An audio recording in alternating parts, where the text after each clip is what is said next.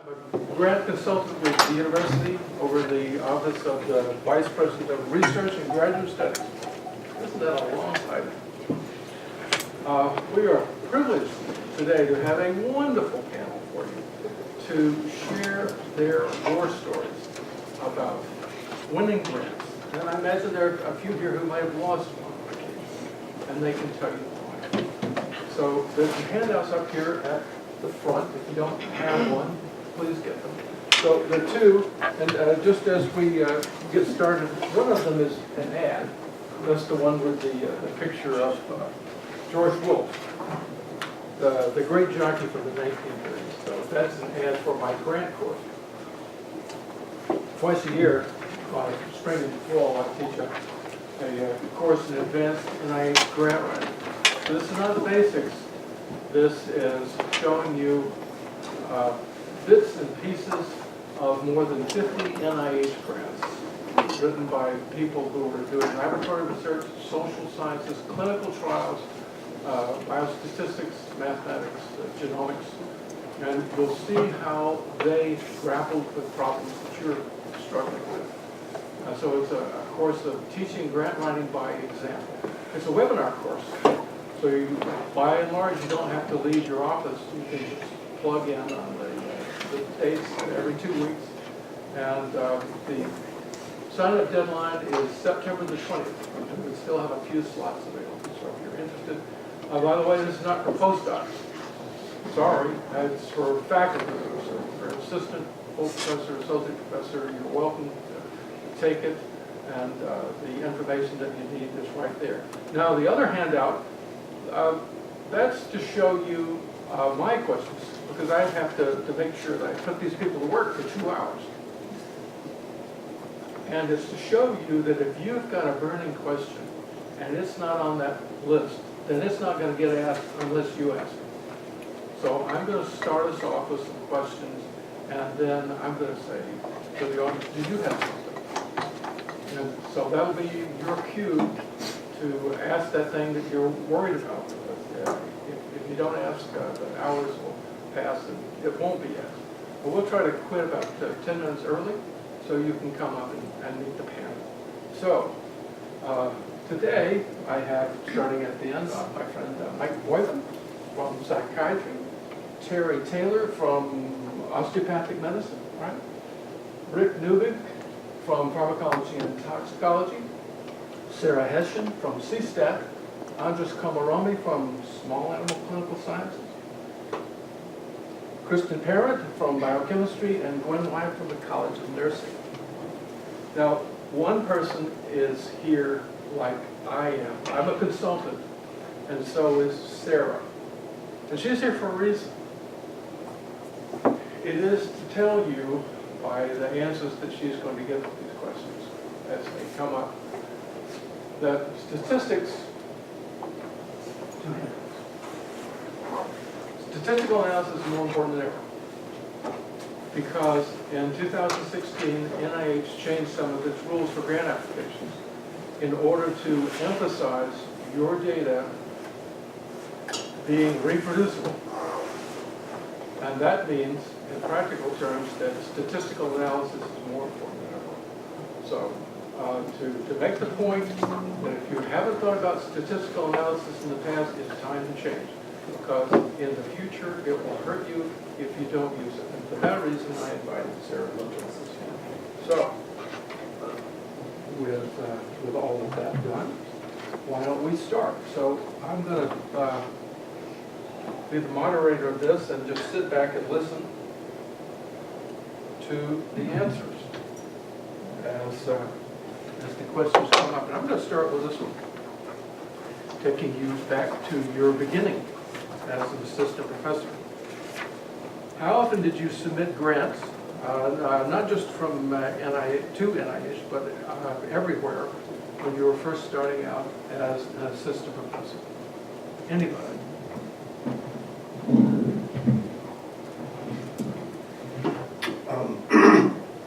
I usually submitted every cycle to the NIH, so that was at least 3 times a year.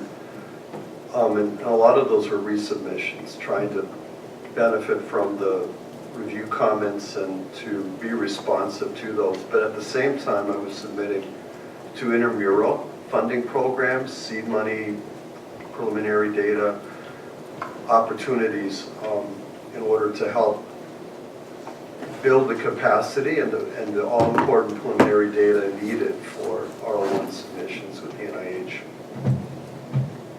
Yeah, I had a similar strategy. When I first started, I had one hypothesis, and I configured it for 3 different grant opportunities. So one was intramural at Michigan State, one was a foundation, the Burroughs Wellcome Fund, and one was NIH. And interestingly, it was completely binned here at Michigan State. Didn't make the cut. And I was launched by seed money from a sympathetic research team. But then it was funded by the Burroughs Wellcome Fund and by NIH. So I was fortunate. But I think it's sort of, you have to it's like your stocks. You have to diversify your approach and try many different angles, often, I think, simultaneously. You can submit simultaneously, you can't accept simultaneously. I have to say, it was so long ago, I barely remember.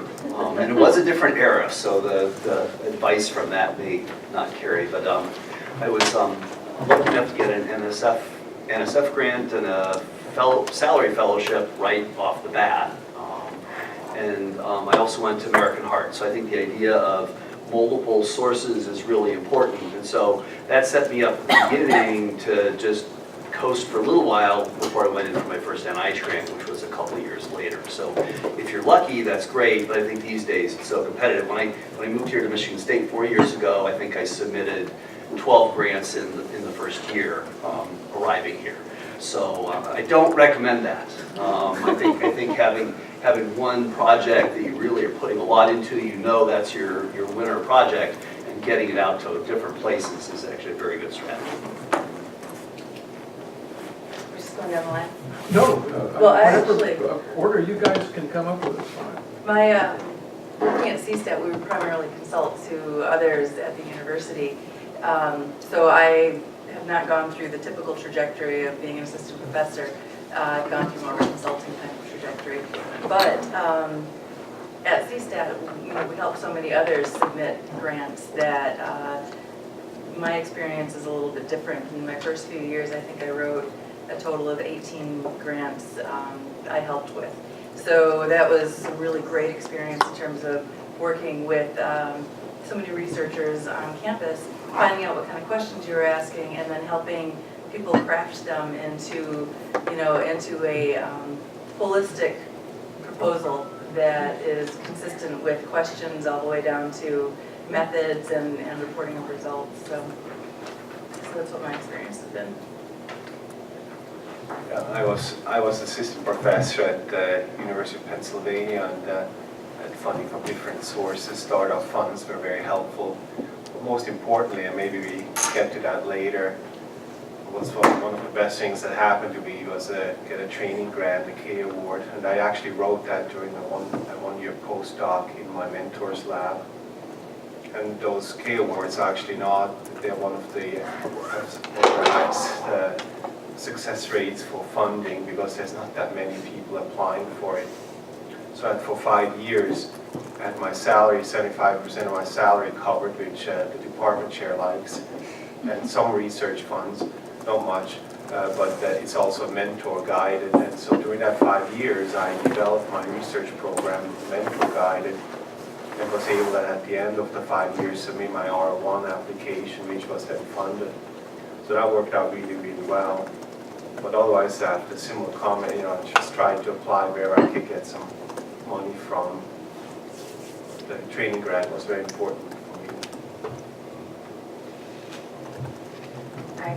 I'm currently an assistant professor, and I have a little bit of a different experience with this. I had tried to apply for a K-99 award and didn't get it.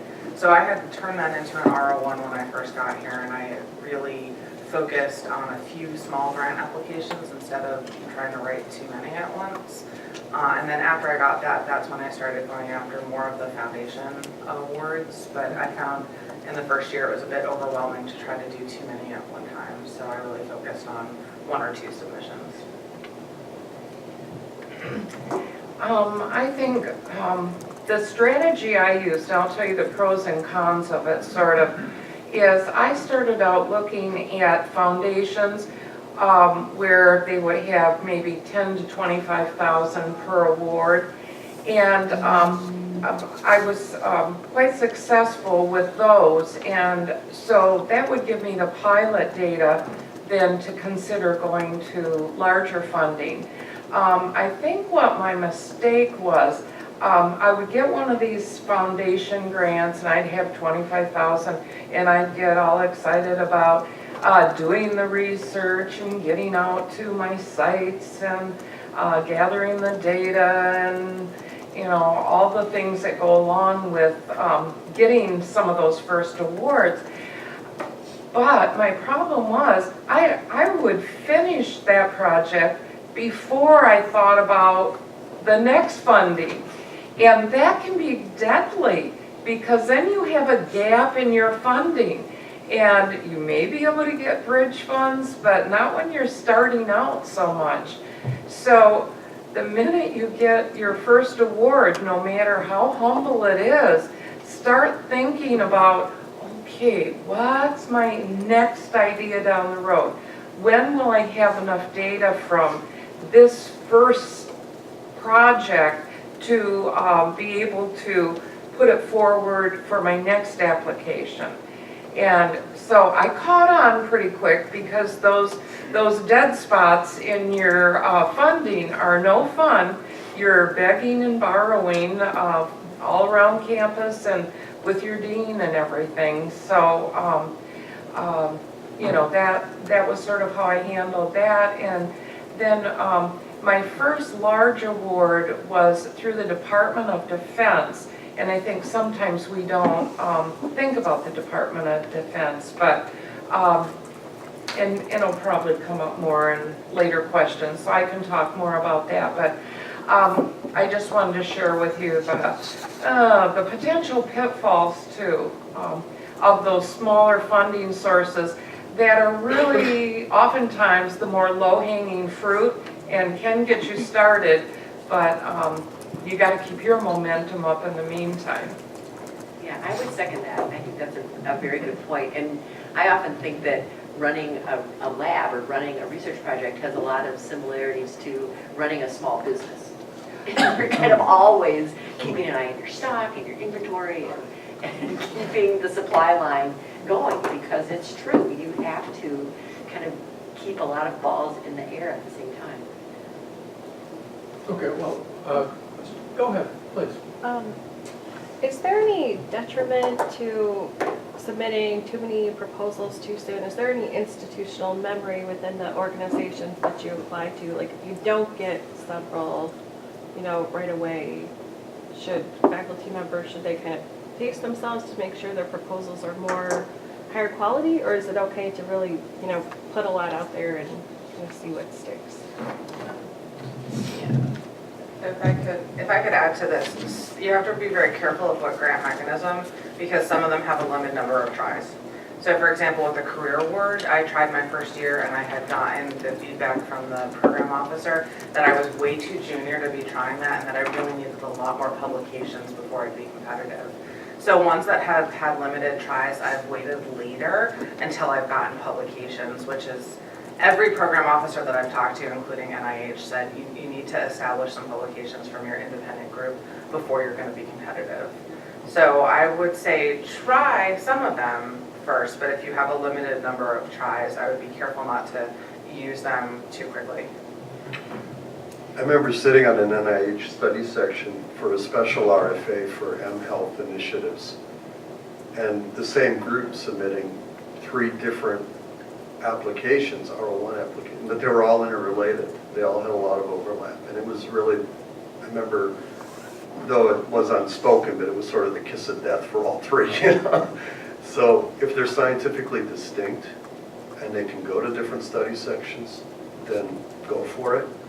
But if they're not, they're interrelated, and they may end up in the same study section, I'd be really, really careful. And you said a couple of important things within your question. You mentioned quality versus quantity, I think, and always go for quality. The competition is just getting so rigorous out there. So if it takes a little more time and you submit a fewer, quality is the key. And I'm sure we'll be talking about reviews before they are submitted and so forth. And then your other point of, do they notice if you've submitted multiple times? And at NIH, they do a check, and you've got to have different names and a different title for sure. They do like a word search to be sure that you're not resubmitting the exact same thing. So, and I think somebody's already said that you have just so many tries, so. I think one of the panelists said something about submitting grants simultaneously but not being able to accept it all. So how do you deal with, I mean, if you're lucky enough to get accepted to both, how do you work that out? In my circumstance, I went, when essentially the same proposal was funded by the NIH and by the Burroughs Wellcome Fund, I just went to the Burroughs Wellcome Fund and explained and said, there is another project that we could do, you know, and they allowed me to morph the project. So I think I would encourage everybody to be bold about communicating with the program officers at the funding agencies, whatever they are. It's their job to work with investigators, and they're a wealth of information. I don't think it can ever count against you to contact and dialogue with program officers. And there's a huge payoff in terms of information that sort of can't be put on a website or would never be put in an email. So, Yeah, I think if there's one thing you take away from today, talk to your program officers. It is so important. And so if you do have 2 grants, number one, you could go for the one with the most money, would be the obvious thing. But there are often ways you can split an aim out of something and say, okay, these 2 grants overlap in this one aim, I'll pull that aim out of this grant, and then they become non-overlapping. So, but really, and I think the foundations are probably the best example where they're very flexible. They're often funding you. They don't necessarily care exactly what the project was. They're funding the quality investigator, and so that's a perfect example where you can just take something and say, oh gee, I've got another project, and jump it. But really talking to program officers before you submit, after you submit, when you get the critiques, program officers are probably the most important people to get to know and talk to. If you have a chance to bump into them at a conference, find out if your program officers at the conference you're at, and introduce yourself so they get a chance to see who you are. That's advice that I always follow, but more often than not, I'm actually disappointed. So this is one of the check marks and one of the homeworks I have to do, but at the end, with very few exceptions, when after talking to the program officer, I kind of disappointed as well. I kind of already knew what they said, or with my critique went to the program officer. Now we knew, and they just confirmed. But I realize it's important, and I always do it, and because everybody says it's important. But some of them are really not that. The ones I contacted, they're not very social. They're not really. They're very busy. They're hard to get a hold of, and then they just, some are very, very good, but most of the ones I dealt with I was somewhat disappointed. But that it's an important advice. I agree with that, but it's not always been helpful for me. I've been lucky enough to have program officers at NIH who are really good and are typically at the study section meeting. And so there's a question here about, do your critiques that you get, the electronic critiques you get, tell you the whole story? And they often don't at all. And if your program officer is diligent and attends the study section meeting, they're going to hear things, they're going to pick up nuances in the discussion that never got put in the critique. So I think that's another level at which they can help. But I've talked to other PIs where their program officers have not been helpful, but in general, I think it's very important to try. Yeah, I can echo that they are humans, so they're person-to-person variation. But one thing I would like to add for assistant professors, the MSU will fund assistant professors to go to DC and meet one-on-one with your program officers. I did that my first year, and if anyone wants to talk to me about that afterwards, I'd be happy to talk to you. If you happen to have a visit to DC and you tell your program officer, I'm going to be in town, are you available on this day? They are generally more responsive to being able to meet with you because you're coming to them.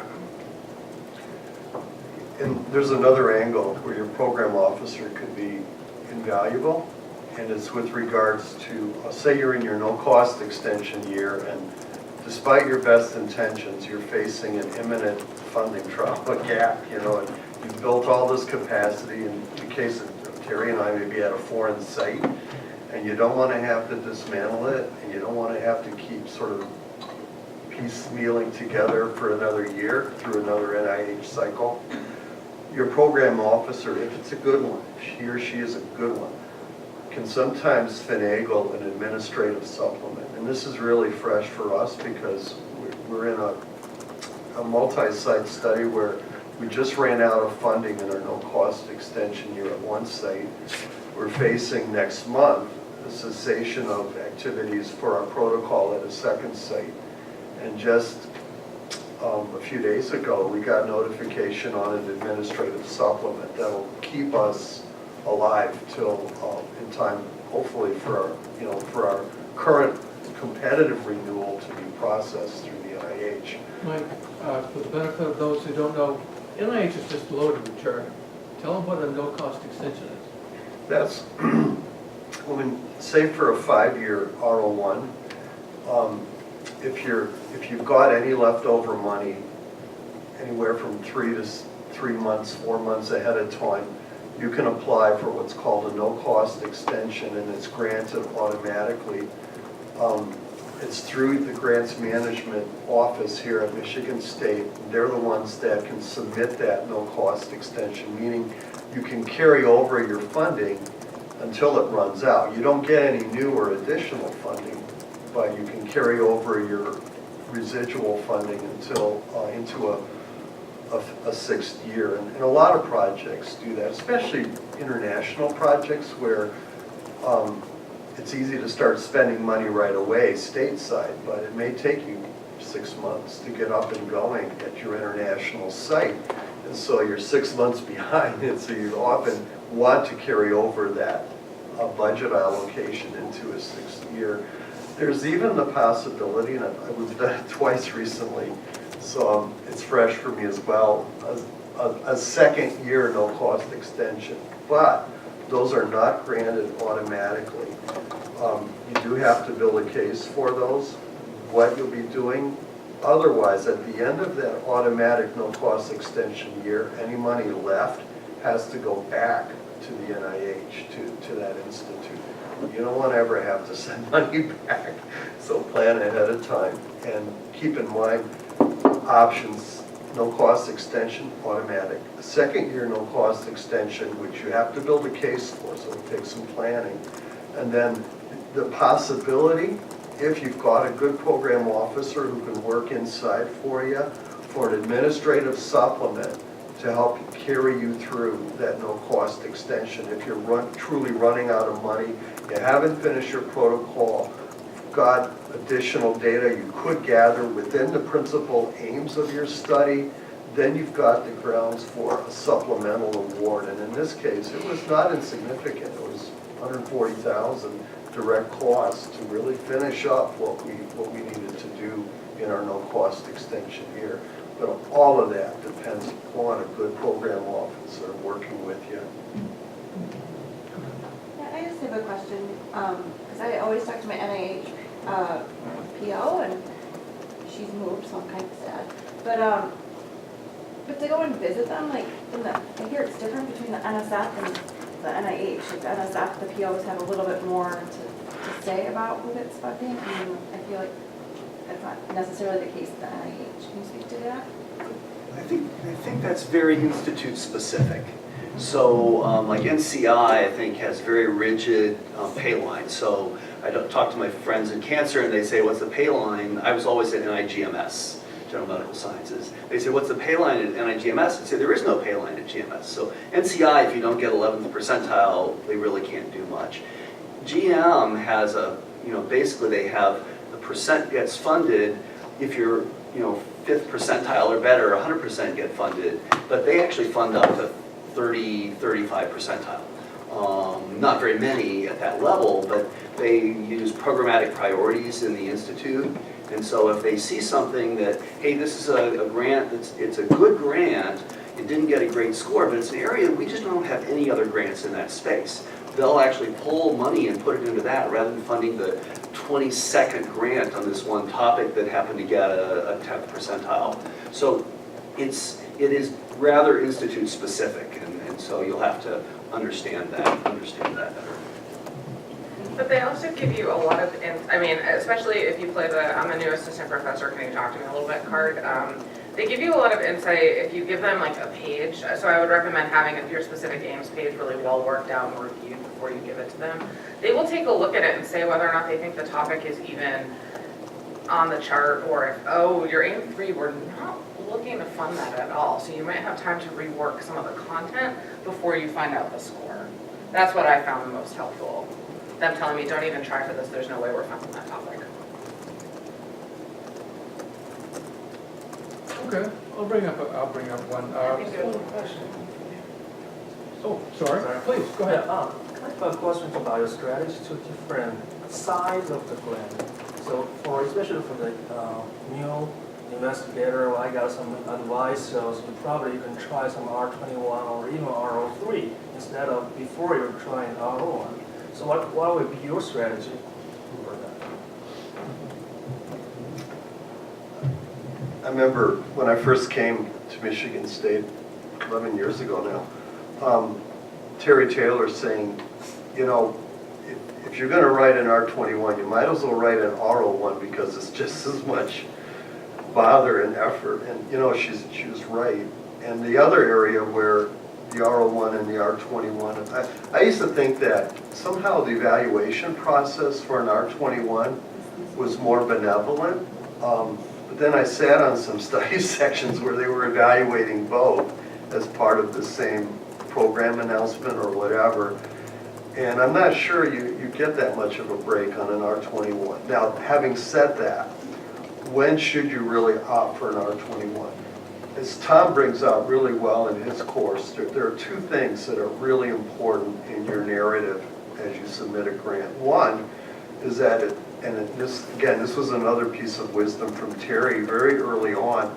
You've got to write and convince those reviewers that if they don't fund this, if they miss this window of opportunity, the world will forever change for the worse. I mean, it's kind of how you have to approach it, So you've got to pull out all stops. And now, in this present funding climate, and with the emphasis, and this was back in the days when you had 25 pages, for an R01 research methodology narrative. So you could go into all this detail and write and write and write. And now you don't. You've got to get right to the point, and you've got to convince, going back again to Tom's, of the Snow White and the Seven Dwarfs. You got to convince Grumpy and Sleepy and Dopey and all of those reviewers in their various modes that God, if they miss this opportunity, the science will forever disappear. And so so that's the first thing, is it's high impact, it's very significant. But the second is you can do this. You've got to instill confidence that you can pull this off. The best way to do that is capacity and good preliminary data that's well presented and that's relevant to your study aims. Now, you don't always have to glean those data from an R03 or an R21 or a K award, but those are usually the sources for compelling evidence that you can accomplish this. And really, and that accomplish it in a way that'll be rigorous and reproducible. That's a whole nother dimension to the game now that wasn't there 11 years ago or even 4 years ago. So if you cannot, in your heart of hearts, know that you can convince these reviewers that you can really do this, you don't have the capacity, you don't really have the evidence from relevant projects for those specific study aims, then you'd better shoot for an R21 or intramural funding or a K award or an R03 even, so you can get that evidence, so you can make that argument. Because unless you can make that argument and still confidence that you can pull this off, they're not gonna fund you in all likelihood. I think about the R03, I was just gonna take them one by one here to give you some insight. The R03s don't give you much money and they don't give you much time to accomplish your aims. So you almost need to have existing data that you're going to be working with for pilot purposes. So just keep that in mind, the limitations of it. With the R21, most new investigators think, well, this is the place to start before I go for the R01. But everybody thinks that, so the competition, we sit on these study sections and there'll be twice as many R21s as there are R01s. So realize that you're really up against it. And the R21 says you don't need to have pilot data, right? It's right there in print. But if half of them do have pilot data, then that's who you're competing with. So, you know, there's the stated criteria and then the reality of it. I would also encourage people to think about additional mechanisms, such as the R15. If you're going to involve students in your work, the R15 is very nice also. And you can sometimes get more time. You can get 3 years instead of 2. And you can involve your students in that. So I try to steer our junior faculty sort of away from R21s unless there's really no other mechanism that's going to work for them, and get them to look at some of these other possibilities. And they do have, you know, special requirements. Like I mentioned, the R15, you have to really engage students. But, you know, I think we all do that once we get up and running anyway. So I would say consider some of the other mechanisms when you're trying to get started. Yeah, I sort of echo with R21. I really don't think it's a great idea. There are certain RFAs where they have a specific RFA with an R21 on a defined topic. And I think if something like that comes out, it's much more reasonable to go after that. They used to have sort of what they called high-risk, high-payoff R21s, and I was successful in getting one of those. But I think now they've really changed. They don't have that mechanism anymore, which makes the whole thing about you don't need preliminary data really fantasy. And so what oftentimes people will say, gee, I don't want to go for the $250,000 full-blown 5-year R01. I don't think the study section is going to buy that I'll be able to do that. And so one of the other big downsides about R21s people don't think about, you can't renew them. You have to go back in with a completely new grant when that 2 or 3 years is up, 2 years typically. So I've advised people to say, okay, I have a really good project. It's maybe only 2 aims. It's not a full-blown R01.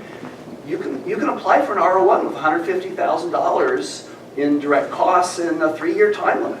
You don't have to go for $250,000 for 5 years. So if you think, I've got this really good project, I've got really good preliminary data on this part of my project, but it's not enough to fill out a full R01, don't ask for the full amount. Now the downside is when you renew it, you won't be able to jump to the full amount, but you can at least get something going and do another R01 when you get going. So I actually did that one time. I had an R21 that didn't get funded. I went back in for a short-term, 3-year 3-year, $150,000 R01 and got that funded, but now we can continue on that project. So I think I don't really encourage R21s at all. As you heard, the competition is absolutely just as tough, and the payoff is less.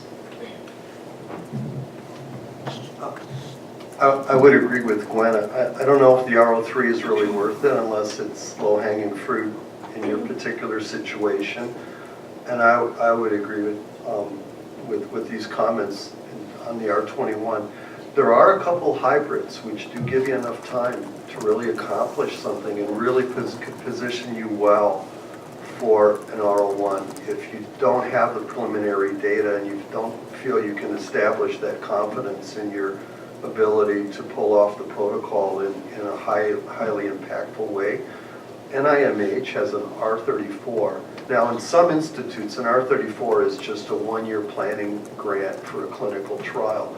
But in the case of the National Institute of Mental Health, they've got a 3-year, $150,000 or more a year direct cost R34 mechanism.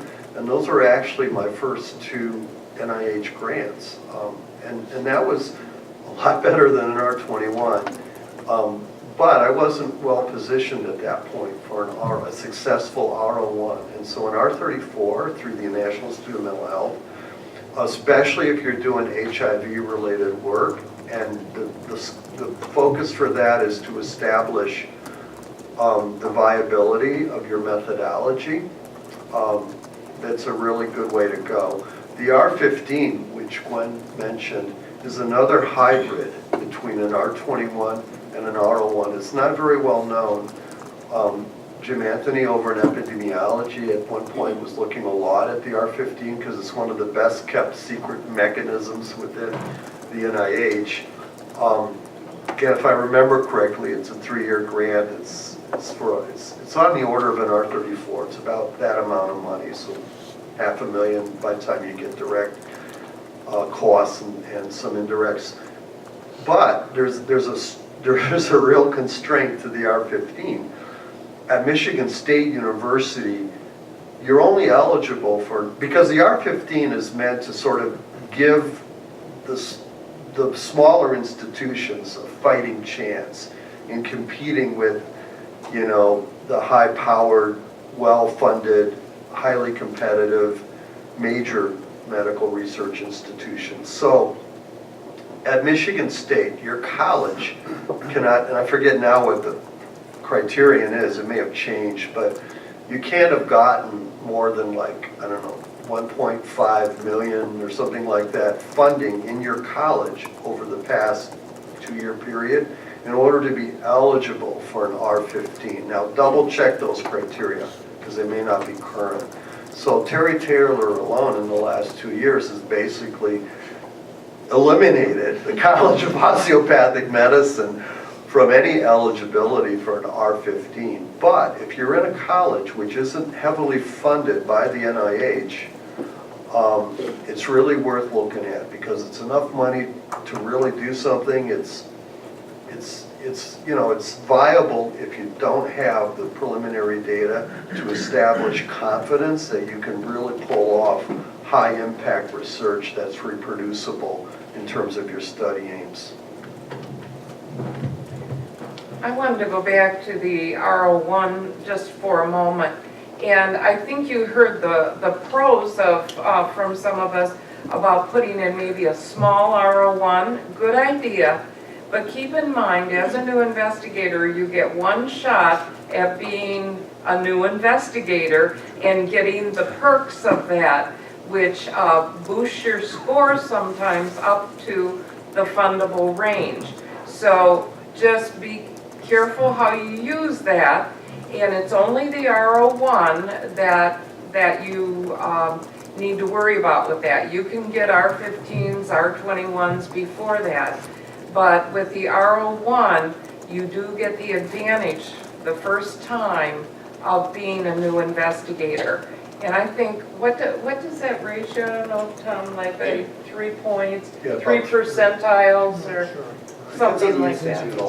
I want to play off of that, because this deals with the issue of co-PIs and that's a big decision for more junior investigators. Do I pull in a fellow PI who's really well established in the field, who might give me the credibility I need to get a better score? But the trade-off, and sometimes new investigators lose sight of this, is that if you pull in an experienced PI previously funded at the R01 level as an independent investigator, you lose that early investigator benefit bounce of 3 to 4 percentile points within that pay line. And trust me, that can make all the difference. So if you're going to pull in a senior investigator as a fellow PI, make sure that that person is worth the trade-off of losing your benefit as a new investigator that could just maybe push you over the pay line. Yeah, for the R01, you could do it as an early career. You said, let's say I get scored, I get the reviews back. When I resubmit, I don't get that bump? Oh, you do. Oh, okay. Yeah, until you're Oh, funded. no, until you're Until you're funded. funded. Okay. Right. I wanted to mention something about existing data and to what extent it's available for you. Because my experience has been that when you're applying for some of the smaller funding mechanisms, that the budgets aren't large enough to allow for a sample size that's really adequate to achieve any particular kind of power. So oftentimes I've ended up, helping justify a smaller sample size. And in the R01s, one of the really key things is having planned out your statistical methods well enough, and then also having an adequate sample size and justifying that in a very rigorous kind of way. And sometimes you can do that without so much pilot data, because if there are a lot of pertinent studies that are in the literature, you can inform your power analysis with measures that are reported in in different journals and things, to the extent that they are pertinent and directly applicable to what you're doing, that's useful. So, I think that it's the choice in going for a smaller funding mechanism versus the R01 is, probably needs to be made in the context of your holistic research program. And if you know what questions you're going to ask, and if you know what methods you want to be able to use, and if you're in the position of justifying, a strong power analysis, even if you don't have as much of your own pilot data, I think that that's still possible if you can do enough research and find enough literature to support your power analysis. I want to make sure, since we mentioned the topic of early stage investigators, anybody got any advice about being an early stage investigator that hasn't been said already? Please. Go ahead, no, go ahead. So one consideration it depends on the institute. General medical gives you an extra year if you're a new stage investigator, so a 5-year R01 is only possible if you're a new stage. Otherwise, you can only apply for 4 years. So that helped me to get that extra 5th year. I wanted to at least, I was thinking of what if I had only one thing to say, what would I say to you? And about 7 years ago, I sat in on the very first course, research writing seminar for NIH that Tom and a colleague offered. And there was an epiphany moment in that session that really changed the course of my grantsmanship success. I really look back at that as a pivotal moment.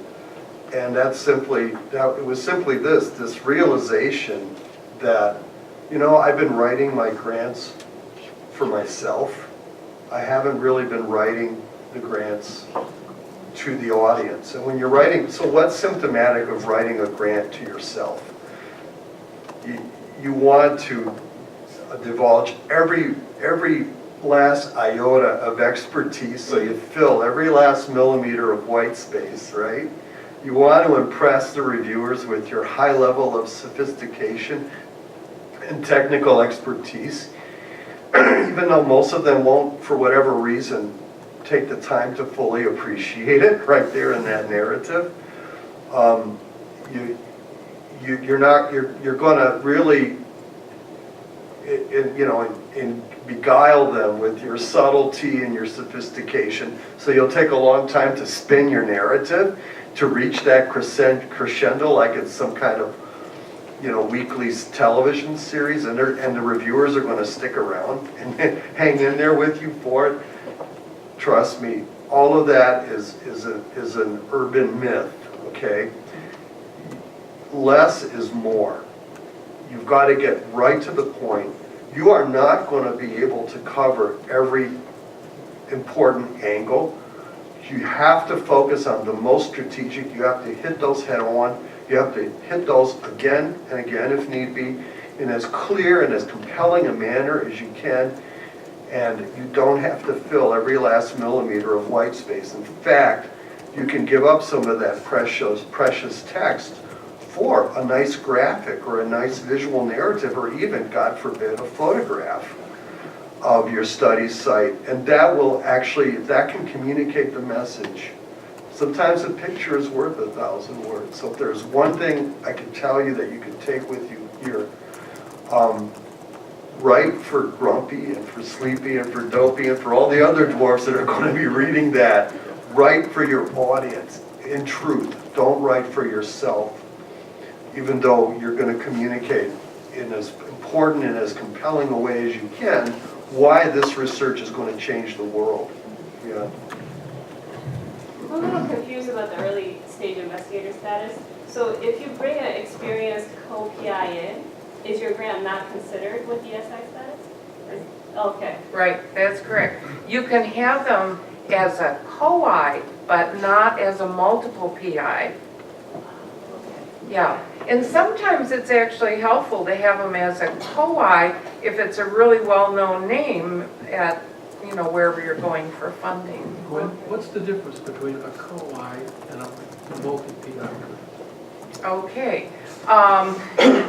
The multiple PI is generally two people being PIs jointly. And you have to be able to justify it. There's an extra sheet of documentation that is needed. So you have to say why you need to have two people at the helm, so to speak. Whereas for a co-I,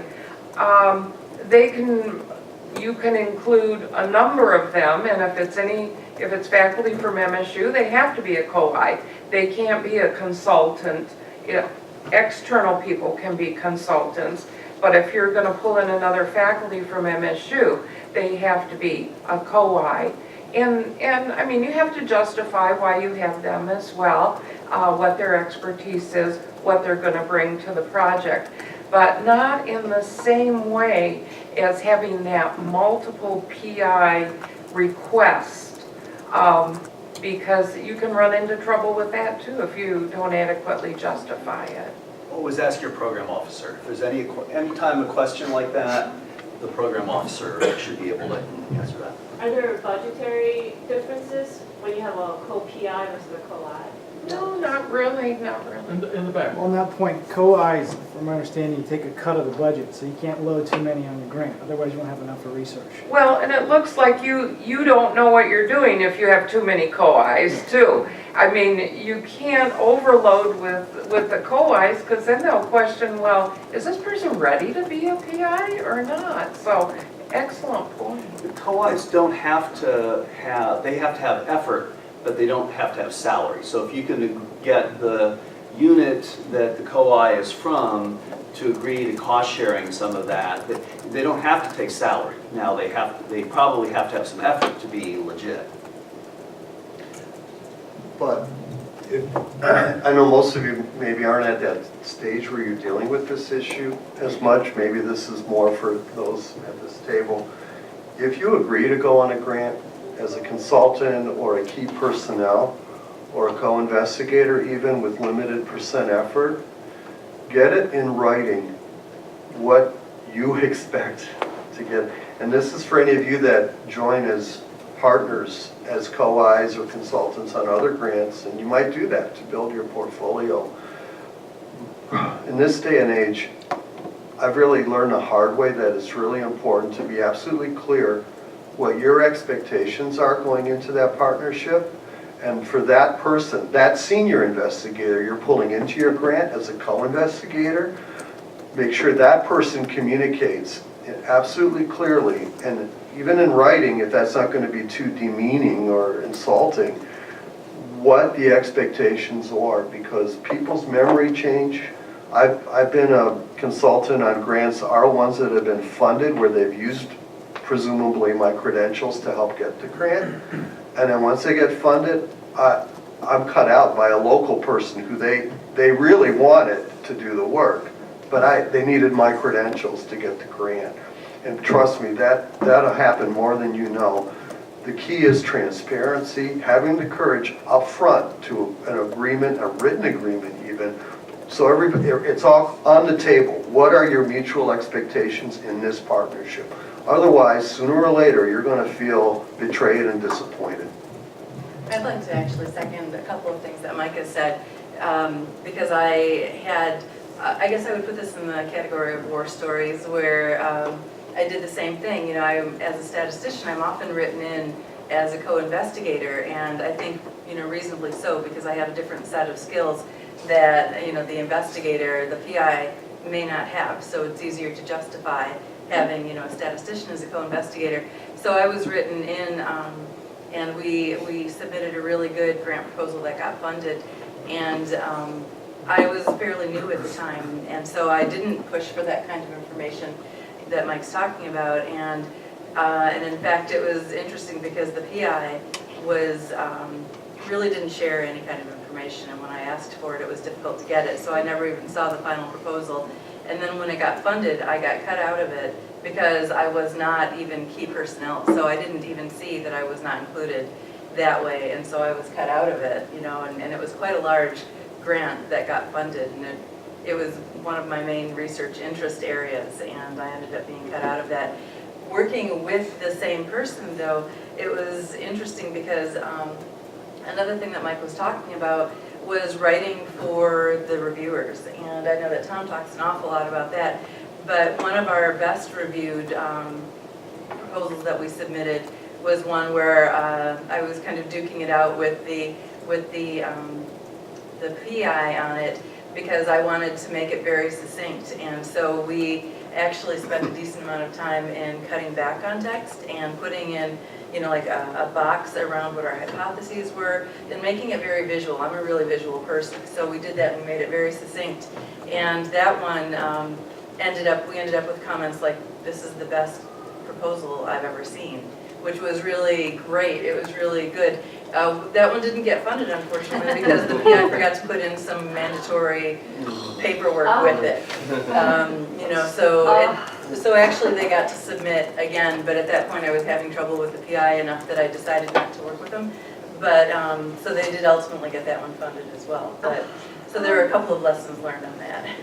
I think the other side of that whole formula there is, if you're the PI and you're being asked to provide a document saying this COI will do this for this percent effort or this consultant, word that in a flexible way, because what happens, you put in your budget and it doesn't matter if the review panel says no changes to budget needed.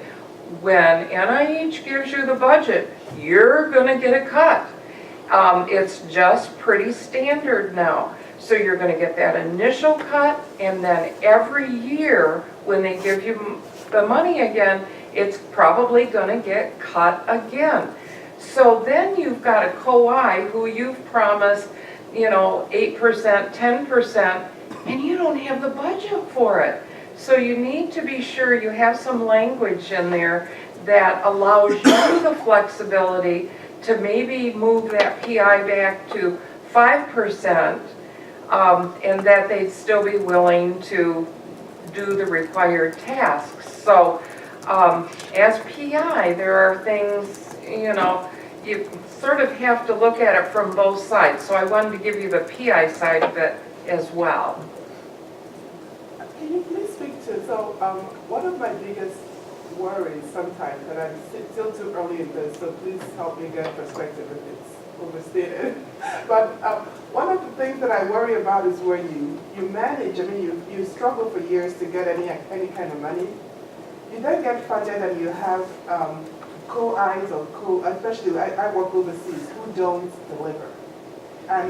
Or who will not do monitoring of the participants. And you spend 4 years of your life getting very small dollars that then get squandered. Because as far as I'm concerned, if I don't get data, if I don't publish, and if I don't get the next grant, I've wasted my time.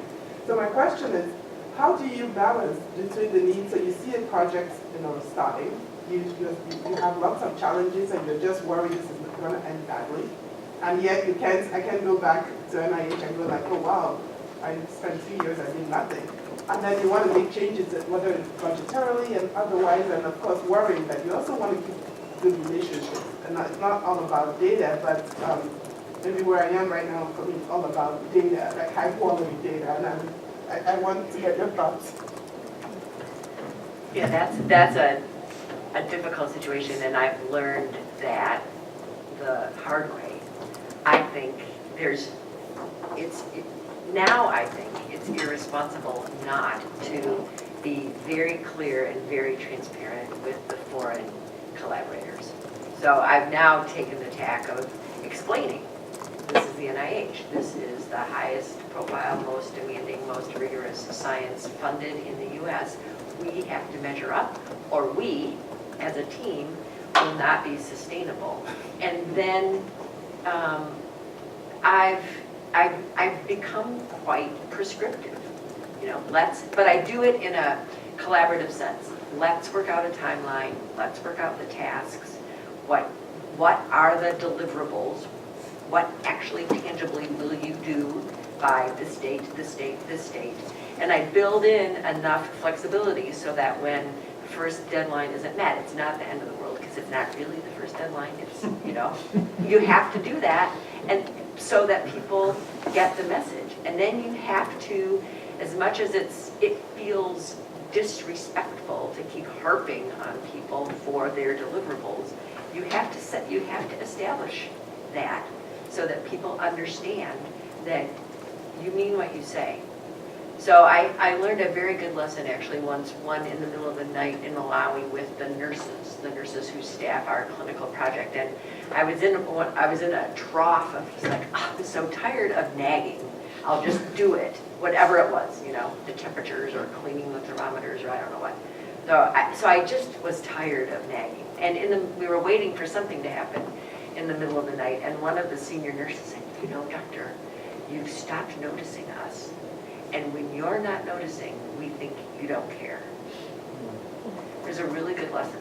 So people, I think, aren't insulted by you following up. It shows that you are really serious and that it's really important. And I think if you start from the beginning, you won't end up in that position you're afraid of.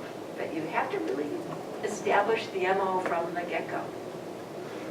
So I'd like to, go ahead. So I'd like to go back a little bit to what Mike said about writing for the panel and not yourself. And I also thought about, okay, what's the one message I can get across here? Keep it simple. Make your grant easy for them to understand. They're reading 12 grants. They're not, most of them, probably only one in the panel, if even one, is an expert in your area. So if you write it for yourself, the one expert who really knows this really well, you're going to lose most of the others. So as much as you can, keep it simple. If you think, hey, I can talk about this fancy little detail, just drop it. Focus on the bread and butter. Make it really easy for people to understand. I chaired 2 study sections. I chaired the pharmacology study section, and then the follow-on to that, molecular integrative signal transduction. And if grants are easy for people to read, easy for them to get the key message, they're going to like that a lot better. Well, I think, can I just echo that again? I think it's part of what's fun for me about a grant. It's really, you have to be quite intellectually rigorous and think what is absolutely critical to tell the story. And that is, it's a useful exercise to put yourself through. So I would completely second that. Sorry. Can you give us a example which is bad and an example which is good? How to, keep things simple and on the point? Well, so, it used to be there were 25 pages in grants, and so you put in all your buffers and all the experimental details. Now with 12 pages for an R01, and it's only 6 for an R21, so that's another disadvantage of the R21. But with the 12 pages, you have to be a lot more focused. And don't necessarily go into all the different possible ways you can do something. Pick the primary, pick the best way to go after the problem. And one thing Tom has sort of encouraged me to do is any confusion that you want to bring that up in the potential pitfalls, not in the main narrative. Keep the main narrative as simple and direct as you can, and save the complexities for that section is, I think, one good strategy for that.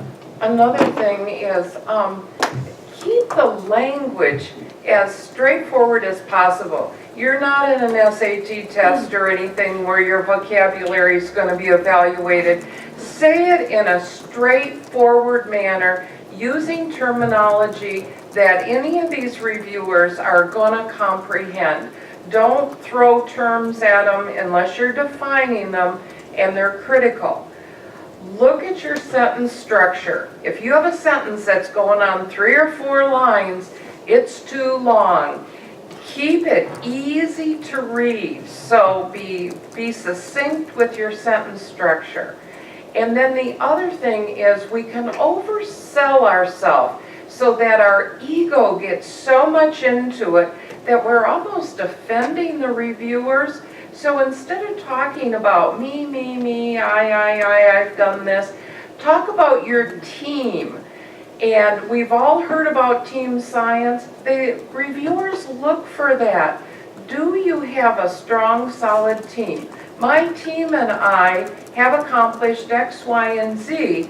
Therefore, we'll be able to do this also. But be a team player. Those subtle messages come through to reviewers. And I mean, I've read grants on review sections that I end up not really liking the investigator because they seem to be so into themselves and don't understand that it truly does take a team to accomplish what they're asking for this $3 million for. So it's simple things like that, and I guess I'm giving you the pros rather than the cons, but just really simple things like that do make a difference. I really have to confirm what Gwen was saying. Keep the sentences short and concise and clear without a lot of sophisticated terminology. You mentioned abbreviations also. Yeah, abbreviations are really limit those. I mean, that comes up again and again, both in publications and in grants. Acronyms, technical acronyms just drive reviewers crazy. They just don't like it. And the other thing is, if you have more than 2 study aims, primary aims, you probably are trying to do too much. That's the single biggest mistake that I made as starting out, was I wanted to do the end-all, be-all, cover all my bases, definitive study in this R01. And you end up, you're dead out of the blocks, because the first thing that the reviewers will say is, this ought to be 2 or 3 grants, not just 1. You're trying to do too much. And why is that a bad thing? Because then they don't have confidence that you can actually accomplish what you're saying, because you don't have realistic expectations of what you can accomplish. So any more than 2 principal study aims with maybe 2 hypotheses for each, really stop and take a look. Am I trying to do too much here? Can it be the case that less is more? I would say one thing to be very careful to avoid is not knowing your audience. Different study sections have different cultures, different manner of talking about science, different language that they use. So I'd recommend getting an example of a funded grant from somebody or talking to somebody who sat on that panel because different constructions are more common for some agencies or some study sections than others, and you don't want to write a grant for one study section that's going to be reviewed by a different one if they're focusing on different things. I think that's a good idea. That's, in fact, in Tom's course, he mentions that the MSU can, with the Freedom of Information Act, get you whatever funded grant you want, and so you can get funded grants in your field. The other thing that I do is, for me, it's fairly obvious with study section. My grants will go that I look at who's on the panel. Now it will change. It's not always the same, and you don't know. Some people rotate off, but it really narrows down people who will actually then, based on their expertise, probably assigned the grant that I submit. So I'll look a little bit what they have done. You know, I mean, it's all kind of a guessing game, and you may be wrong, but I think it's helpful to have that. Yeah, and cite their work if possible. Yeah. So if somebody was on a study section, like say I knew somebody who was on the study section, and I saw that they were on my study section, could I, after study section, actually ask them to have a phone call with me? Or is that, I felt like that was what you just said, and I didn't think that was. No, don't communicate with any member, only the scientific review officer. The PO. And, yeah, well, no, not the PO, because there'll be a scientific review officer for the study section, completely independent of, in the NIH, completely independent, presumably from your program officer. Your only communication with any, once that roster is released, usually about a month or so before the actual review date, you should look it over. And here's the reason. There may be people on that study section that you do not want to review your grant. And there are a lot of reasons for that. I could spend a whole afternoon telling you those, but there may be people you do not want to review your grant. They're competitors, you don't want to divulge your best ideas, they may be former collaborators, and you can use that to disqualify them, but that has to go through the scientific review officer. Look at that roster. See who's on it, not only because maybe you want to, well, by then it's too late to actually mention their work, but it's not too late to specifically request that certain people be recused from reviewing your grant. And in this day and age, with the politics of high-powered research, here we're getting to the underbelly of science. There may be people that you should feel completely at liberty to do that, but it has to go through the scientific review office. But you talk about the SRO before the grant gets reviewed, and the PO after the grant gets reviewed. Most SROs won't talk to you after the grant has gone through. They review to the program officer. So before Tell them what an SRO is. So SRO is Scientific Review Officer. They're the person who runs the study section.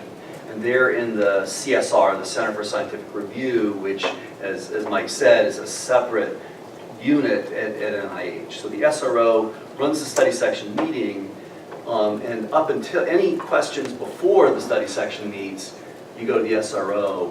I think for asking people not to be on, you pretty much have to do that when you submit, at least in my experience. That, and I would use that very sparingly. That I think that's, you know, if it's a clear problem, yes, but if you say, hey, I don't want these 6 people to review my grant, you know, especially if they're on the study section, that's just not going to fly. So can I just add a clarification? So the people who used to sit on the study section, who are no longer active members, can talk to you about anything.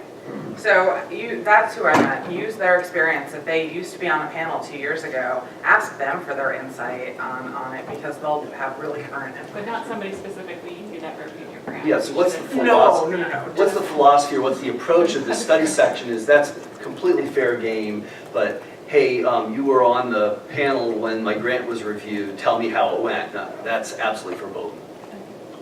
Hey, yeah, and so I actually, I have a advisory committee, and one of the people on there is, I have 2 probably review panels that I will go to. And so we've already talked, like if this does go to my review panel, I'm gonna have to be recused of it. But he's willing, because he is in my scientific field and he's great, and I want him as an advisory person. So we already know that he won't be able to be on anywhere near this grant.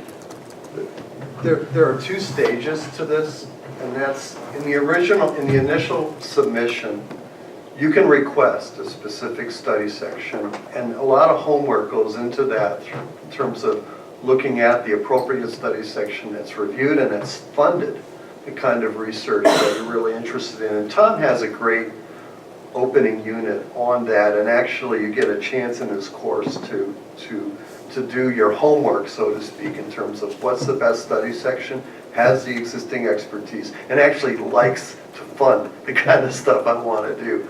So that's stage one, okay? But then having selected the right study section, because there's expertise relevant to your area, and sometimes it's a small world out there. Sometimes you're interacting with certain people who are on the cusp, cutting edge of your field, and it's a two-edged sword, because they're the people most likely to review your stuff, because they're going to be asked by the scientific review officer, because of their expertise and their CV and their credentials, to review your grant, okay? And that may be a bad thing or it may be a good thing. That's why you have to study that roster.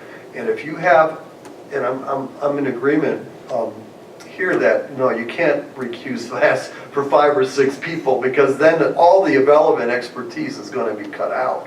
But if you have a compelling reason for 1 or 2 people that you know should not be reviewing your grant, and there are a lot of reasons for that, I don't have to get into that, but it's your right to ask that they be recused.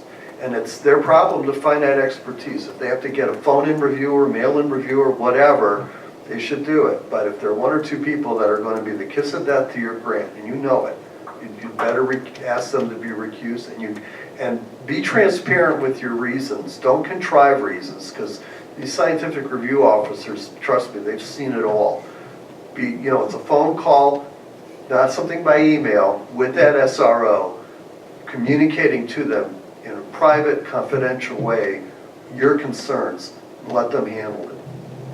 Can you assume that the session would have, let's say I moved from a different institution here.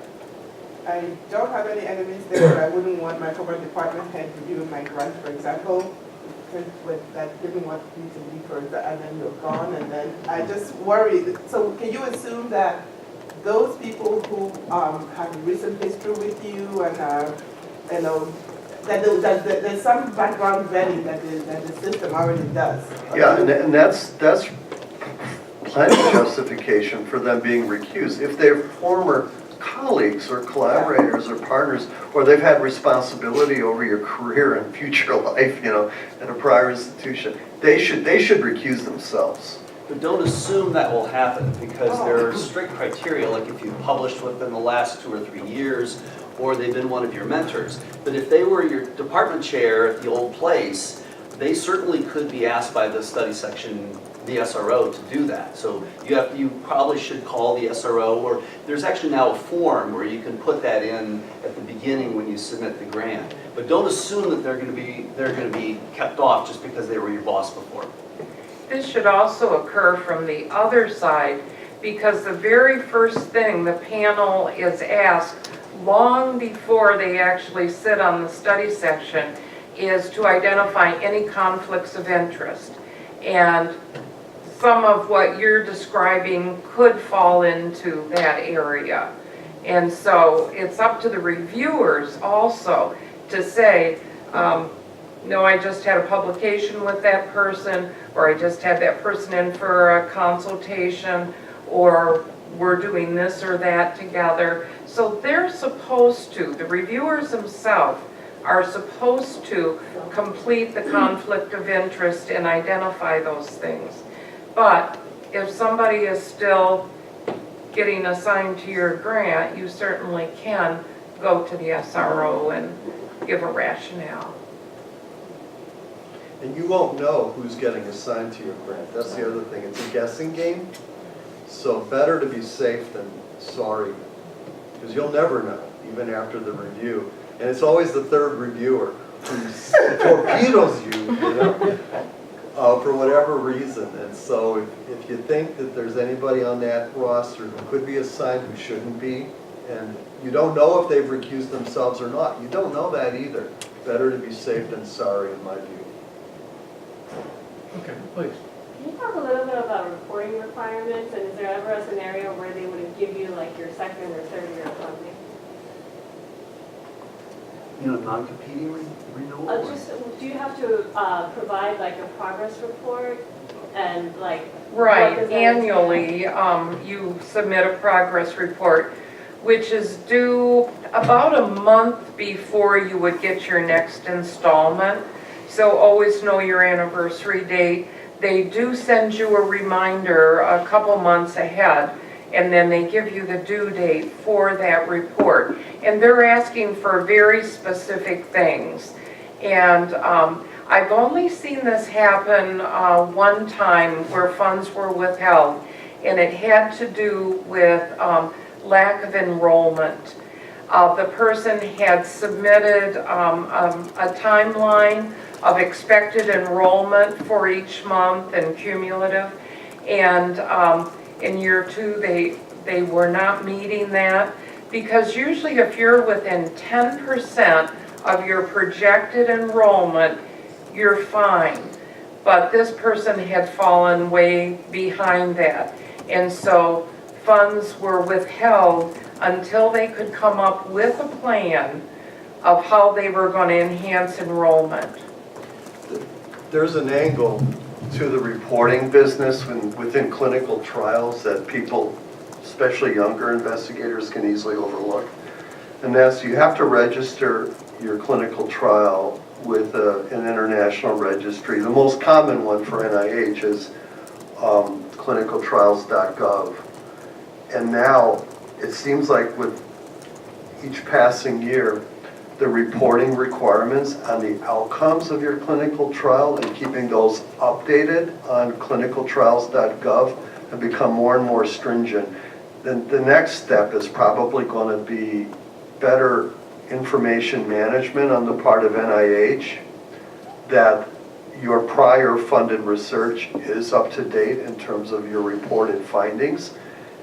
And I could foresee that in the next year or two as being a reason for not funding you on a new grant. I don't think it would, on a non-competing renewal year by year, would necessarily disqualify you, but not keeping the results of and now, the most recent twist, and maybe Tom will cover this, I'm sure, in his next iteration of his course, NIH has expanded the definition of clinical trials so that all of the heavy-duty paperwork and administrative load that goes with that is now expanded to encompass more clinical studies, where it used to be clinical trials, Well, now that definition has been expanded, and there's a lot more administrative burden, potentially, including the need to keep your results on clinicaltrials.gov up to date for prior studies. Generally for basic research, the non-competing renewal, you need to do the forms, you need to fill it out. I think the one thing that I've seen people get trouble with is if they don't have the open access for their grants, you need the PMCID, the PubMed Central ID number to make sure that that gets public access within 12 months. That's sort of the one thing on the basic science side where you can get tripped up. They could withhold money. I don't think I've ever seen it happen. So you need to take it seriously and do it. But other than the sort of the general X% cut that are institute-wide, generally it's very uncommon in basic science grants to have money not provided in a non-competing renewal situation. I wanted to just go back briefly also to what Mike mentioned about clinicaltrials.gov registration. Many journals, at least in my area of healthcare, will not publish your article now unless you have established your clinicaltrials.gov registration prior to enrollment of your first participant. So keep that in mind, it affects you down the line. We just had a faculty member have a publication rejected from a very prestigious journal that wanted the paper but could not take it because their requirements now are that you have to be registered on clinicaltrials.gov. I think what they say is within 30 days or something like that of enrollment of your first participant. So keep that in mind as you get started. I would just echo the necessity of staying up to date with the non-competitive renewals, but they're quite straightforward. I'm always tempted to put in a paragraph of Serbo-Croatian just to see if anybody reads it. You know? They do definitely scrutinize the budgets. I'm not sure if the progress reports are very carefully read, but you don't delay. Get it done. And and Gwen is absolutely right, if you have a clinical trials and you have an enrollment timetable, they'll look at that, and your program officer especially, and if you're lagging significantly behind on your enrollment timetable, there's a risk of not really meeting your enrollment goals, which will affect your statistical power, which will affect the rigor and robustness of your I mean, down the line, it can really. So when you're, and it's just one more form to submit when you have a clinical trials R01, but it's a very important form. Don't be realistic with your enrollment and subsequently your numbers for your statistical power analysis, because that's what that'll be based on. Don't try to impress them with goals that you may not meet, because it could come back to bite you. The other thing that is important in terms of clinical trials and results, when you go, okay, say you get funded, all right, you can start to spend your money right away as long as you don't start collecting data with an IRB approval. There's a special approval category that MSU provides that allow you to receive the grant funding and to start spending it for gearing up for then the actual. Now, in the meantime, you're getting your protocol approved by your various IRBs. Okay, now, you've got a little bit of wiggle room. You can't change anything in terms of your major study aims or outcomes. But when you go to finalize your protocol with our IRBs, you've got a little bit of wiggle room. Just remember that. You're not bound hard and fast to the jot and tittle that was actually in that research plan. So keep that in mind, because when realism meets funding, sometimes there's some adjustment in your protocol. But when it comes time to publish, journals like The Lancet are going to ask you, then when it's a clinical trial, and more of that stuff will be now if it's applied research, they're going to ask for that approved protocol. And I was shocked, like a Lancet Global Health Journal actually read it, and they turned down my publication, though they wanted to publish it, because I was publishing one cohort in one journal and the other cohort in another journal, and they said, no, both cohorts are in the protocol, have to be published in the same publication, and that was their grounds for rejecting, okay? More and more high-powered journals are holding you to your protocol, the approved protocol, not the NIH submission, on a publication relevant to a clinical trial. So be upfront, be really careful about that. Your enrollment numbers and your approved protocol, because it could, if you're not realistic on both accounts, it could really come back to bite you. The other point on that annual report is they're also going to ask you what % of your budget for that year are you asking to pull forward. And it needs to be under 25%. So, you know, I think Terry's brought that out to us, is we have to be scientists, but we also have to be accountants and managers and everything else. you've got to watch that budget all throughout the year, project by month, how you're spending that money, and try to not be over 25%. In fact, we always aim for 17% carry forward or less on paper to look okay there. Because, like I said before, every year they're going to sort of look at that budget piece and say, do they need the full amount that they asked for year 2 or year 3? How much are they carrying forward? So it's all that being a business person as well as a scientist. I've got what I want to ask. Well, we've got, let's see, a little over half an hour to go before we close out. We've been talking about winning grants. I want to talk about coming back from losing grants. Because everybody's going to lose one sooner or later. So let's start with this. If a grant gets really bad scores, I mean really bad scores, does that mean it can't be fixed? Who's got an opinion?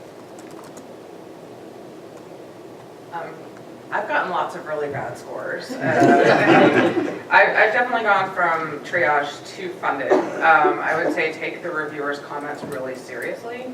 And when you respond to the grant, make sure that you've responded to each one. It doesn't mean that if their comment is ludicrous that you can't point that out kindly. And you don't have to, so for one example, I got triaged on a grant because a reviewer thought that one of the things I was working with was a select agent and against NIH policy, which was completely not even correct. So you point out the right documents and everything, and then you turn it around, and then it went from being triaged to funded. So you have to write your intro statement dealing with all these comments, and sometimes saying, oh, the reviewer made a good point, I'll address this, and sometimes saying, actually, what they said was completely incorrect, and here's my justification for why. So that intro statement is critical. And I would, again, I always ask for help. So I've had people who had formerly sat on study sections look over my intro statement as well as read the reviews and see if I'm interpreting the reviews the way the study section actually meant them and if I was addressing them adequately. Tell them what an intro statement is. So an intro statement is a one-page rebuttal that after your grant gets rejected, you can include with the A1 submission, the second round submission, addressing either potentially good things about your grant or bad things. I've also had the privilege and pain of a lot of bad scores, especially early on. And you go through the various stages of grief and loss because you put your life out there and your career and your future and everything else on the line, and people have rejected it and not even worthy of scoring, you know, and that hurts a lot. So give yourself a little bit of time, no more than a week, to kind of get through all the various stages of grief and loss. And then but you have to land at a place where, okay, in the end of the day, it was my fault and it's my responsibility to fix this. I can't blame the third reviewer, and I've done that enough times. I can't blame it. In the end, at the end of the day, it's up to me to make this go. Now, you have, at that point, when you've reached that point, you read between the lines. Hopefully, sooner or later, you've gotten the comments back. If you've been triaged, later than sooner, but you get the comments back. You talk to the program officer who hopefully cared enough to be there and be awake during the discussion. And I've had a couple program officers who attended and weren't even awake when they failed to discuss my proposal. All right, so there's that. Now you read between the lines and you say, you know, did they reject this on a technicality or a poor third reviewer who hopefully won't be there next time around? Or do they really not feel this is important? Because that's the critical question, whether it's fixable or not. Do they see that it's really important, worthy of doing, but you've got some methodological things to fix in the approach section, let's say? Or as you read through the reviews and you read between the lines and you talk to the program officer or whatever, do they really just not see it's worth it? Because that you may have to go back to the drawing board. That may not be fixable. And that's a judgment call. No one can make that one for you. But that's really the fundamental issue of whether it's fixable or not. Can they really believe in this work and get excited about it if you fix the methodology? Or really, is it just not going to ever muster their enthusiasm? There's a couple points on triage. One small correction on the program officer sleeping through the review. If it's triage, there's no discussion, so there's nothing for the program officer to hear. So a grant that's unscored, the program officer may not be able to help you that much. They can tell you general principles, whether this is an area that's of interest to the institute or not, but they can't really necessarily give you any more insights than what's written down on the forms. But you know, a lot of people will come and say, "Oh, gee, my grant was triaged. This is the end of the world. This is awful. They thought my grant was terrible." Unfortunately, you know, it used to be when you reviewed grants, you know, a third of them were very good, a third of them were, you know, quite reasonable, and a third were real garbage and should absolutely never have been scored. That third that are real garbage, they don't exist anymore. So basically, even most of the grants that got triaged that did not get scored by NIH, an awful lot of those are actually very good grants. They just didn't make it into the bottom half, the best 50%. So just because a grant was unscored, that does not mean it's not worth doing. You really have to look at the critiques, and if it did, you know, so you really have to look at the critiques carefully in that case. Maybe talk to someone who had been on the study section before but isn't currently on it to say, you know, hey, look, you know, take a look at the critiques and give me some advice about where to go. But you know, people get so, obviously it's very hard to have your grant unscored, but it is certainly possible to go from an unscored grant to a funded grant.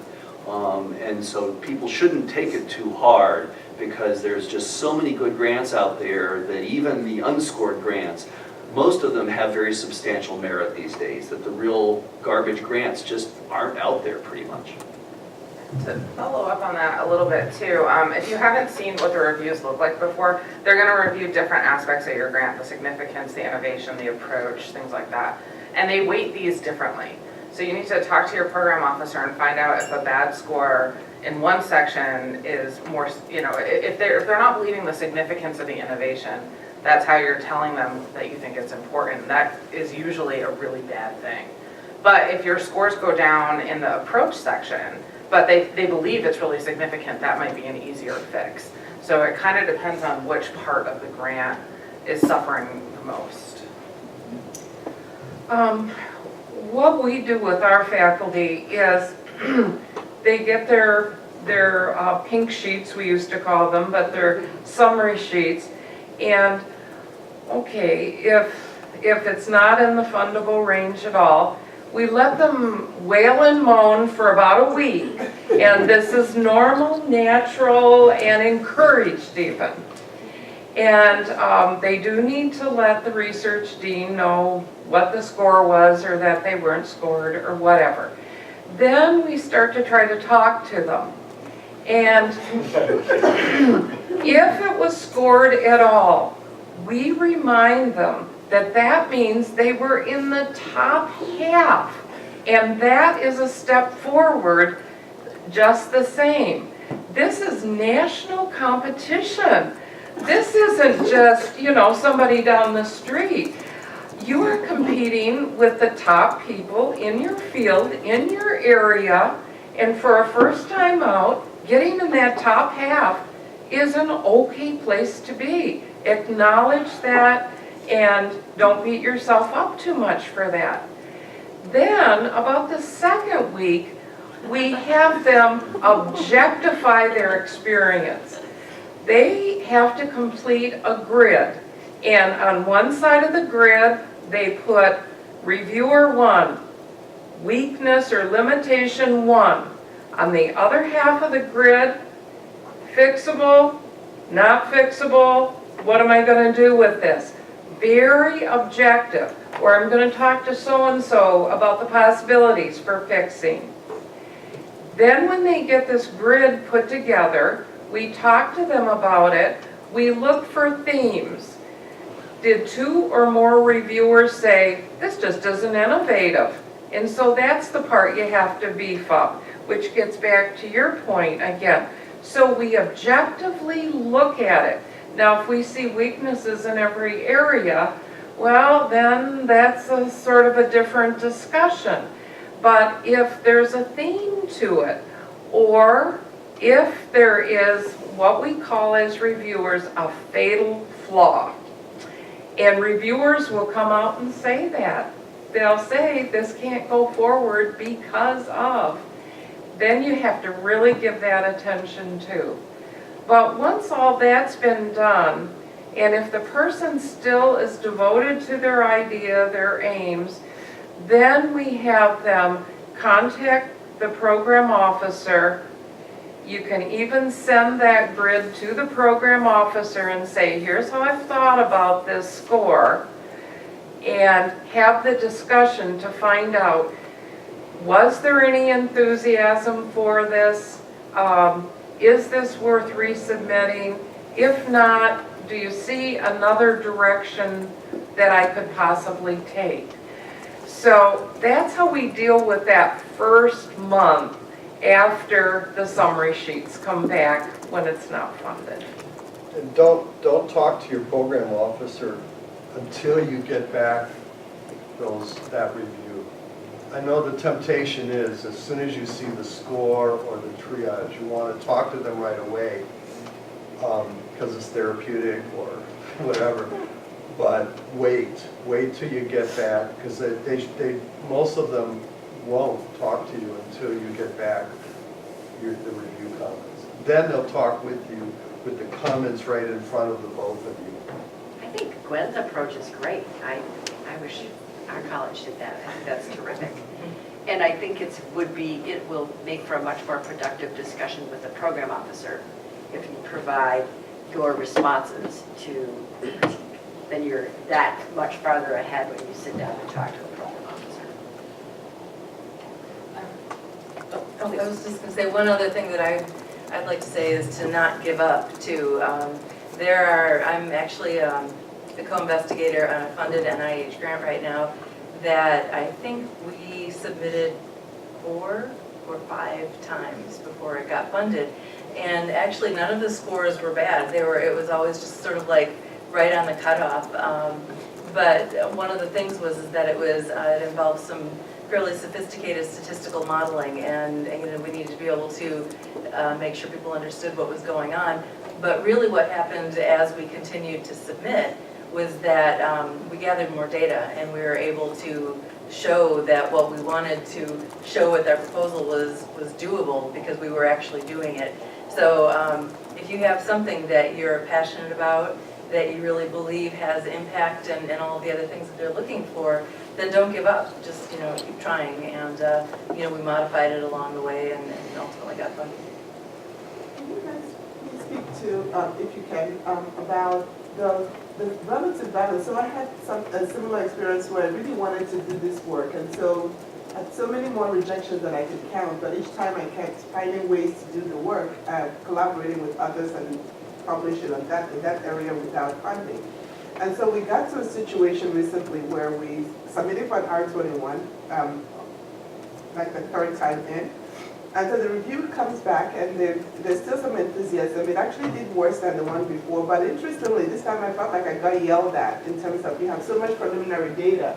Why are you adding an R21? And when are you, and it was the first time I just was like, wait a minute, now all this effort to get all this data unintentionally is counting against me, and I frankly didn't, up to that point, it was not as obvious that I should no longer be writing an R21 for that project. This brings up a really good point. To what extent should you direct your research interest in line with your own passion and commitment versus what the reviewers are telling you is really kind of the flavor of the month, okay? If you have a real passion for a given area, don't give up on it.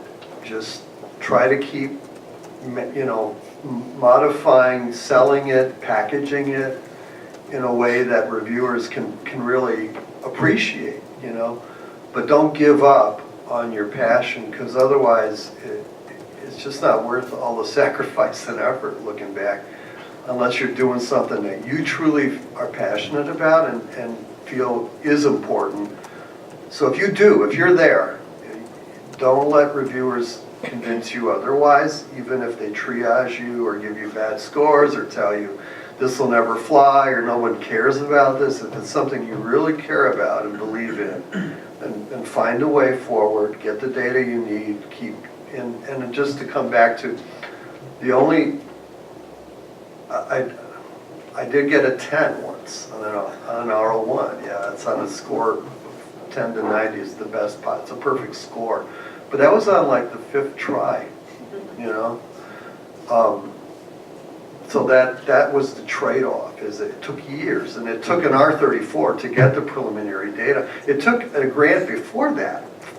I hate to even say this publicly, but an intramural grant from the University of Michigan where I have an adjunct appointment because I couldn't even get an intramural grant for this idea from Michigan State.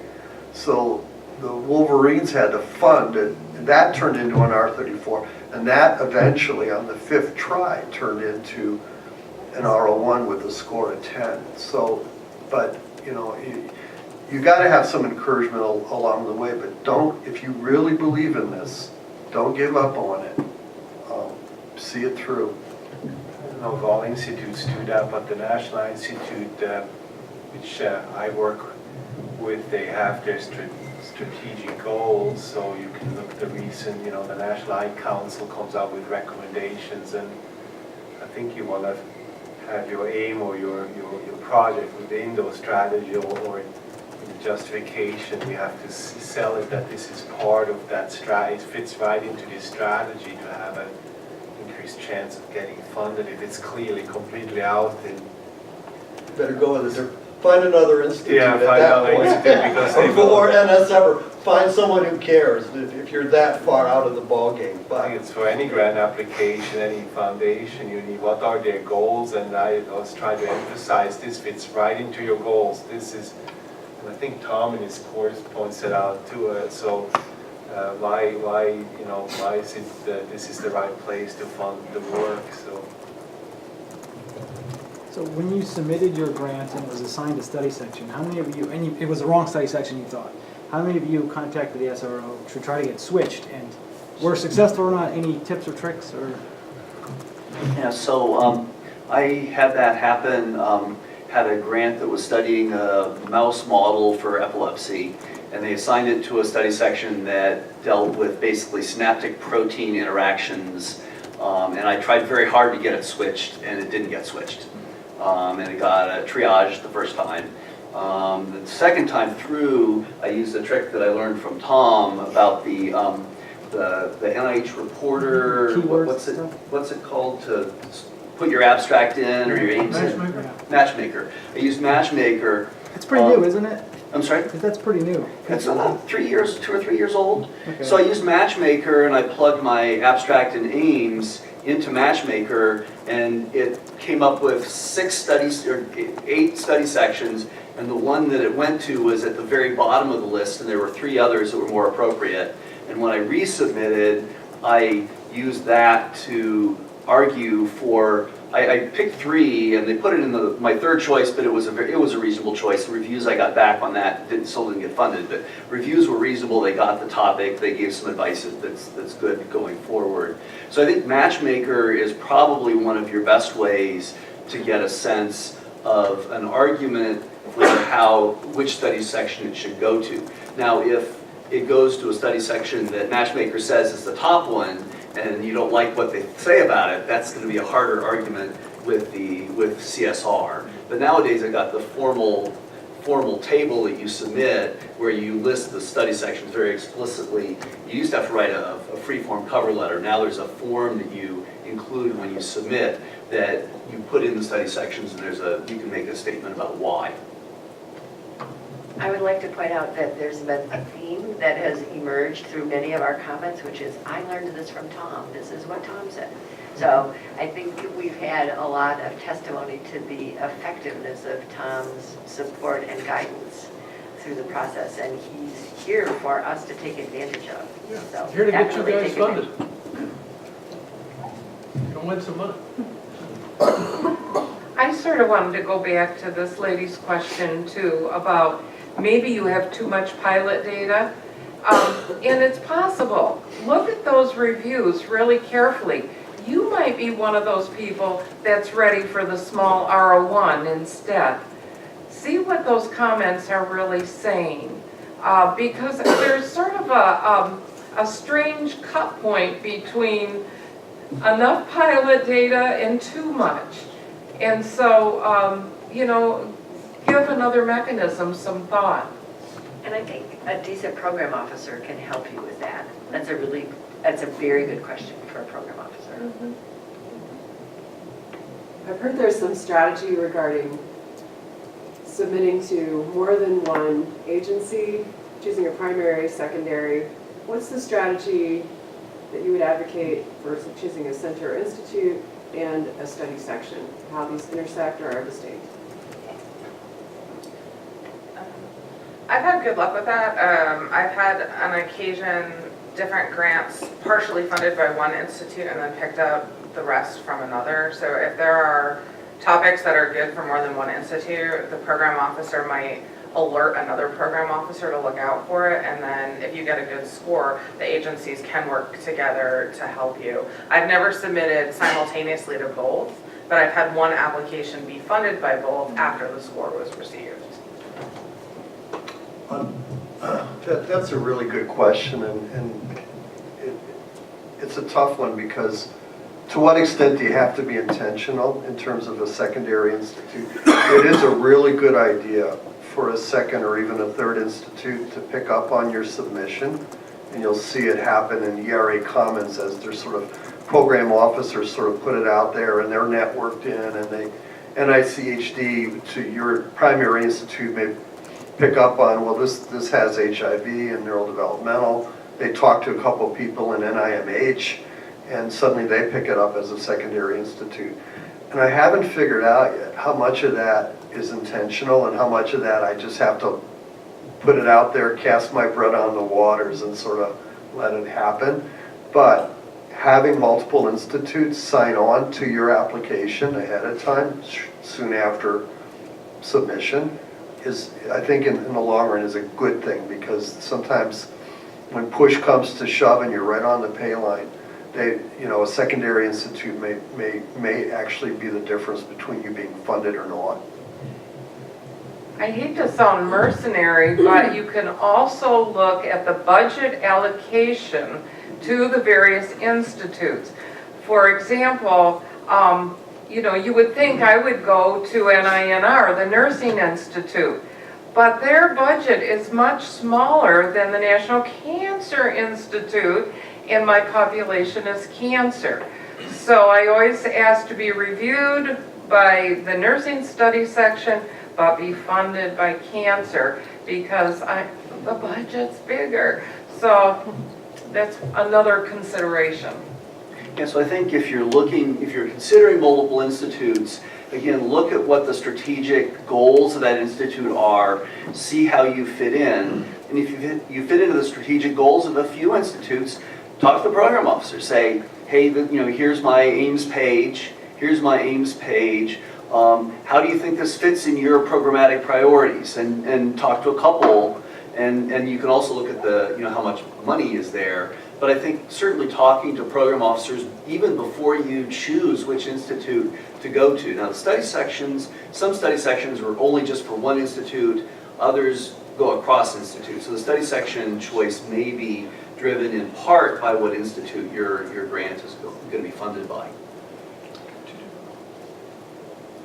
But the study section you choose, even if most of the grants they fund are for a given institute, that doesn't mean you have to go with that institute for your proposal. Again, this is where your matchmaker homework ahead of time in choosing your study section is going to be all important. Choose your study section by who's funding the research most relevant to your aims and let the institute fall where it may. Yeah. I really like Gwen's idea about really weighing that against who's getting the big money. If I had, yeah, I think there's a lot of wisdom in that. We are coming to the end, so I'm going to end here with question 20. So I've got to just go right down the line and ask all of you what have you want, if you want, or 2 or 3 lessons that you've learned about winning NIH grants. And then we're going to give these wonderful people a big hand, then come up and meet, okay? So, who wants to go first? Top 3 lessons. Rick. Keep it simple, keep it simple, keep it simple. I would echo that. Lately, I've been, since they're only 12 pages, I've been reading my proposals out loud. It's very interesting. It's a very interesting approach. Or have someone else read it to me. Because what you read may be influenced by what you're thinking. When you hear it, it's different. And I've made some subtle, but I think useful changes on the basis of hearing it. As an assistant professor, it's really easy to have imposter syndrome. And don't forget that we're here for a reason. Everybody gets rejected. When you do, get over it and just submit it again, because perseverance is very important.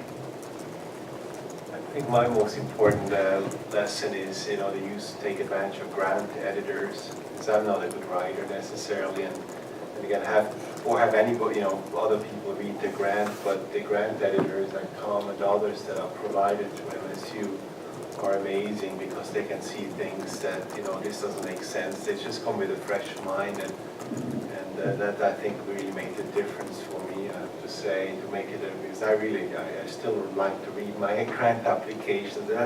It reads really well, and it's all thanks to the grant editors to really, just help to polish it and make it just the best it can be. All I would add is, particularly to those that are early in the game, is pursue your passion, but be teachable enough to let people help you sell it to the reviewers. I would say probably one of the most important things is to establish a timeline for yourself once you have an idea. And once you have that first draft written, I mean the whole thing, make that week 15 and do a countdown from there as to what still needs to be accomplished. Don't think you can turn it around in 2-3 weeks and have a good product. So during that 15 weeks, you say, well, what do I do? Well, you do all the things we've been talking about. By then, you'll know who's going to be on your study section. You'll have that roster, those things that we talked about with that. But probably the most critical is, first of all, get at least 2 internal reviews within your department. It doesn't matter if the other person really knows your niche or not. But if they're a scientist and can read scientific writing, have them look at it, have them be as tough as possible on you. Revise, revise, revise. They're going to want a couple weeks to really do a good job.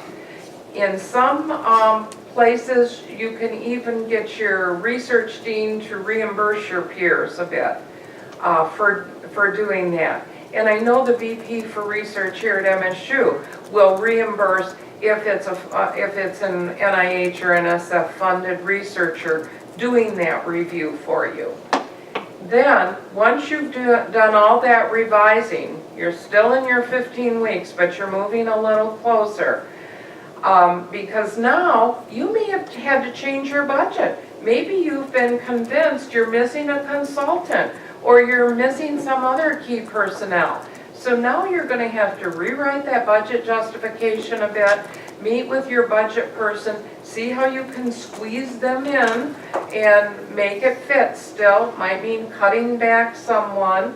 It might mean getting another letter of support from somewhere. And then you find 2 reviewers external to MSU who are very sharp in your area, and you ask them to also do a review for you. Now you have to take into account, is this somebody who might want my ideas and some of the other things we've talked about, but very solid funded scientists, and give them a couple weeks to do it. You're probably going to have to pay them also. Then it comes back, and now you're going to have the national level input.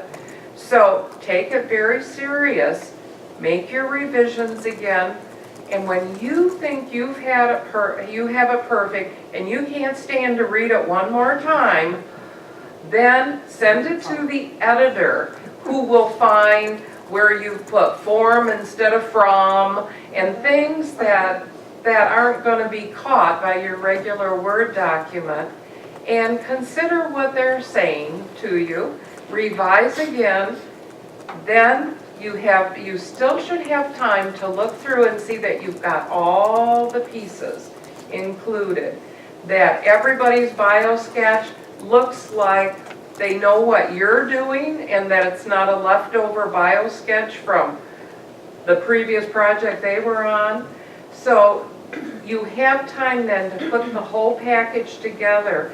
And I know that our central office for grants and contracts is stepping back how many days they have to have the finished product before the due date. So we have to keep that in mind as well. So I think, that's 2 points instead of 3, but it's about getting those reviews locally and nationally, and setting up a timeline, no less than 12 weeks. I suggest 15 weeks if you're new at this. Sarah, will you do the last one? Thanks. One thing that we haven't really talked a ton about today is rigor and reproducibility. And one of the things that I'd really like to recommend is if you have a very quantitative type of proposal where you have your research questions and those are going to be answered by a statistical analysis, that you involve a statistician right from the very beginning. What we can do is help you organize and structure your entire grant proposal so that it's a roadmap to answering your question. So basically, it's best, and the funders will recognize this, if you have your research questions stated in a manner that's consistent with the statistical method that you're going to use at the end.